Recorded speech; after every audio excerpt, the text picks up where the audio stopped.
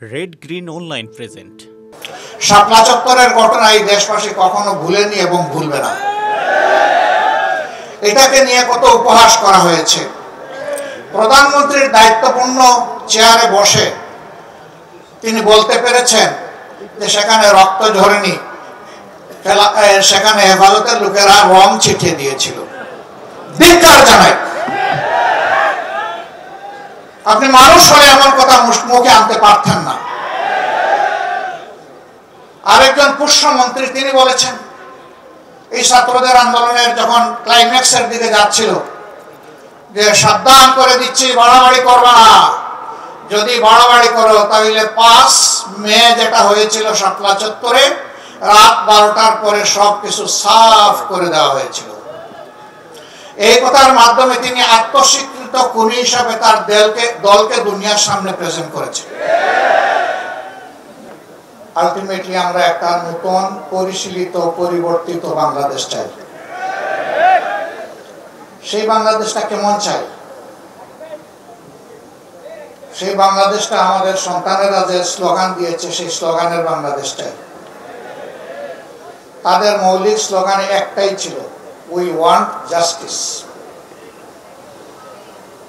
আমরা সকল ক্ষেত্রে ন্যায় বিচার চাই, ভারসাম্য চাই, সাম্য চাই, বৈষম্য চাই না। যেই দেশ এবং সমাজে ন্যায় বিচার প্রতিষ্ঠিত থাকে সেই সমাজে কাউকে অধিকার চেয়ে নিতে হয় না। রাষ্ট্রের দায়িত্ব হয় যার যার অধিকার তার হাতে তুলে দেওয়া। এই জায়গাটাই আমাদের সবচেয়ে ক্ষতিগ্রস্ত হয়ে আছে। আর এর মূল কারণ হলো আমাদের অগ্রহণযোগ্য বিধ্বস্ত শিক্ষা ব্যবস্থা। যেই শিক্ষা মানুষকে মানুষ তৈরি করার পরিবর্তে দানব এবং রাক্ষসে পরিণত করে, সেই শিক্ষাই জাতির দুর্ভোগের মূল কারণ। এই জায়গাটাই রাষ্ট্র সংস্কারের জন্য সর্বপ্রথম সর্বাধিক গুরুত্ব দিয়ে আমাদেরকে হাত দিতে হবে। যদি আমরা সত্যিকার অর্থে একটা জাস্ট বাংলাদেশ আমরা চাই। শিক্ষার এই পরিবর্তনটা আংশিক নয়, বড় ধরনের পরিবর্তন এখানে লাগবে। অন্য কথায় বলতে গেলে একটা রেডিক্যাল পরিবর্তন লাগবে। সেই শিক্ষাটা কেমন হওয়া উচিত?